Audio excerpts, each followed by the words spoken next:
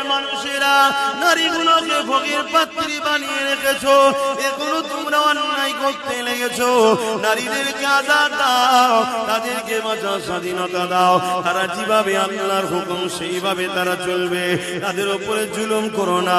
আমি রাসূলুল্লাহ জানিয়ে দিই, কারো ঘরে যদি পর পর 3টে কন্যা সন্তান হয়, আর ওই 3 কন্যা সন্তানের বাবা যদি ওই নারীগুলোকে দিন শিখিয়ে পর্দা পশিদার মধ্যে রেখে নিকাহ বিবাহটা দিয়ে দিতে পারে, ওই 3 সন্তানের বাবা আর আমি রাসূলুল্লাহ এইভাবে দুটো আগুন তুলে দেখিয়েছে, যেমন পাশাপাশি রয়েছে আল্লাহর জান্নাতে ওই 3 কন্যার বাবা আর আমি রাসূলুল্লাহ পাশাপাশি থাকিব।